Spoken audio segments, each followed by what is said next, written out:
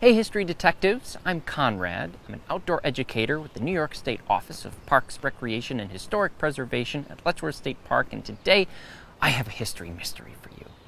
I'm at the Seneca Council grounds in Letchworth State Park, and there are two old historical buildings here and one old historical monument. And I think we can use just one history clue to figure out which of the two buildings this one is and why it is so important to American history. One clue that we'll look at, the one thing we need to focus on, is the building's size. Now keep in mind that one of the buildings at the Seneca Council grounds is a residence where people used to live, a small family, and the other is a meeting place where lots of people used to meet together and come up with policies and rules and laws. And as you can imagine, the bigger building is where people used to meet to come up with policies and rules and laws. We can tell from its size alone that this must be the Seneca Council House. Now, a council house is a super important building to have in the Seneca Nation. The Seneca Nation is the westernmost nation of the Haudenosaunee. These are the people who are building the Longhouse, as they call themselves. The secret of the Haudenosaunee success and why they have lived in what's now New York State for over 1,000 years is their union. Thousands of years ago, or even today, it's common for different countries, different nations, to fight with one another in wars. But the secret to the Haudenosaunee success was that they didn't fight with each other, they worked together for everyone's benefit. Instead of weakening each other, they strengthened each other. But if you're going to have meetings to talk out your differences instead of fighting, you're going to need a meeting place. And this council house was one such meeting place. It was originally built in what is now the town of Canandaigua, New York. It was built before the American Revolution. It was a coordinated effort by the British Empire and the Seneca Nation to build this thing. Unfortunately, the American colonists who won the American Revolution were not very respectful of the legacy of this building as a law-making building.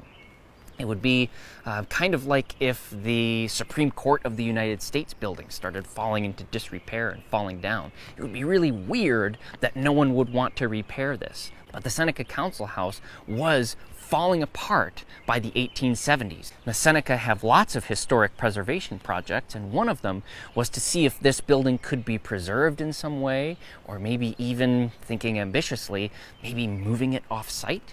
They reached out to a bunch of local benefactors, wealthy people who might be interested in that project, and they found William Pryor Letchworth. Now, Letchworth was a successful iron and steel parts factory owner from Buffalo who was very interested in Native American historic preservation projects. And he decided that he would pay to have this building very carefully deconstructed and taken apart, all the pieces numbered, and have it put back together here at this site, just up the hill from Mr. Letchworth's summer estate, what's now the Glen Iris Inn in Letchworth State Park, which was a place that he named the Seneca Council Grounds.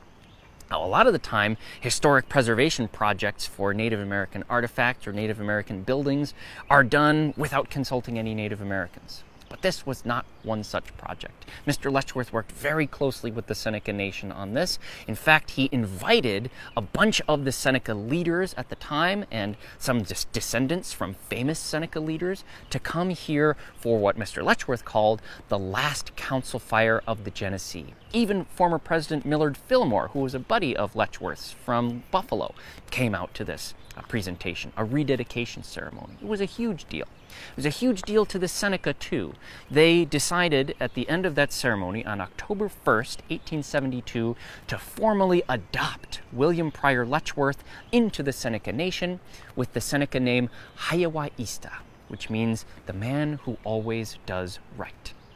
And the legacy of working together as many different small groups living within their own borders, but coming together to mutually strengthen each other, became one of the foundational ideas behind the United States Constitution. When the founding fathers got together and looked for inspiration in other countries and other nations to see how they could possibly pull off having small groups work together, they decided to borrow a lot of the concepts and language from the Haudenosaunee as the bedrock of the American Constitution.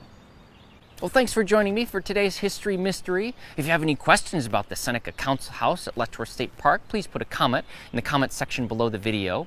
Consider reaching out to Ganondigan State Historic Site for more information about Seneca history. They are our absolute authority when it comes to all things Seneca. Share this video with your friends to put their history detective skills to the test. And as always, like Letchworth State Park's Facebook page to stay tuned for more history mysteries.